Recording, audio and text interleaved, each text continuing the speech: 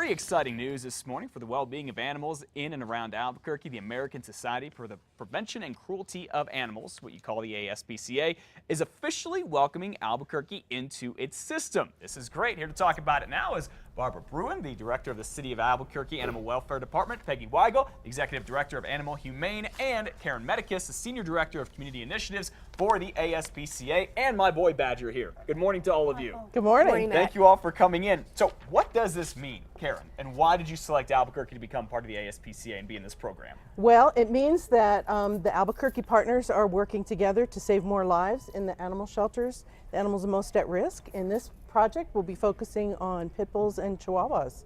That's the highest risk animal in Albuquerque. And this is a national partnership. What we bring is additional funding, and the partners, they know what their situation is, Sure. and we help give them that little push and some financial support and coaching to get through the programs that will save more lives. Okay, Peggy and Karen, what does this mean? Or excuse me, Peggy and Barbara. Barbara. I apologize. My bad. It's still early. Now you're it's in the still, doghouse. you know, ladies tell me that all the time. I don't know what it is, I don't whether know. we're doing a segment about pets or not. But Peggy and Barbara, what does this mean that you're going to be part of this and you're going to have this extra money to help out little guys like Little Badger monkeys. and some of the pits? Well, we're doing a lot to save every animal that comes into our shelter and into their shelter, but what we need is fewer pets, fewer unwanted animals. So we're going to really focus on spay neuter of pit bulls and chihuahuas and bringing down the unwanted population. So we really will have enough homes for all the pets. And I think one of the things that is very unique about this program is we're actually going to be going into the neighborhoods that have high numbers of pit bulls and chihuahuas. We're going to be standing up health fairs. We're going to be giving away free collars and ID tags, so if a pet becomes lost, it doesn't have to come into us. Right. We can just simply call. And so it's really a much more mano a mano way to go about spay-neuter services and letting people know that we are here to help. It's better targeting. Yeah, it seems like a very proactive approach. Yes, It it is. is. Now, I know in your shelters I've seen online, how many kind of pit bulls and chihuahuas do you have? What percentage of the dogs do they make up? Well, they make up about 60% of the dogs that each of us The has two in our breeds care. together. And it's interesting, in New Mexico, the second and third most popular breeds are pit bulls and chihuahuas. That's the good news. The bad news is people aren't fixing their pets, so there's just too many of them.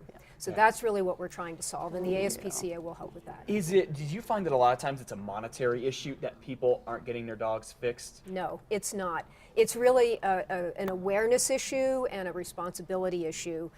What will help us is to take all monetary barriers away, because the ASPCA is giving us funding so that spaying and neutering your pit bull or chihuahua is going to be free. Oh wow, when is that going to start? Free is Do you know?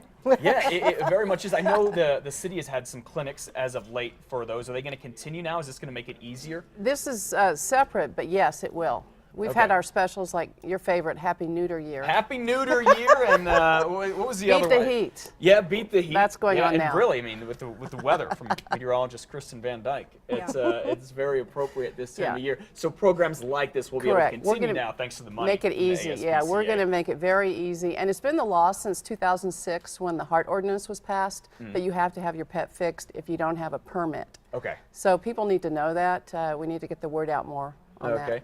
Karen, you've seen this work in other communities. What kind of difference does this program make? Well, we've seen the live release rate, which is the live outcome for animals in shelters, go up as high as 35 percentage points. So for example, Austin, Texas was one of our first partner communities, and they saw their live release rate go over 90%, and they've been able to maintain that over the last several years. So that's really exciting. And Badger here is a really good example I'm glad you mentioned Badger. of the partnership, because he came into the animal welfare division. He had a broken leg. He had a cruciate ligament problem.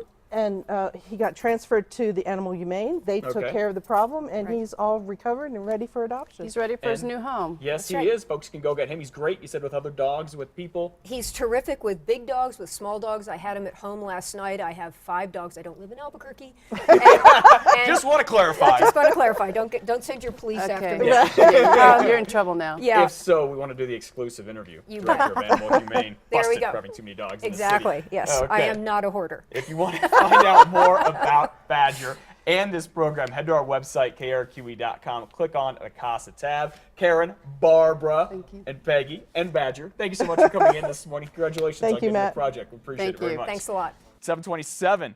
Don't send a care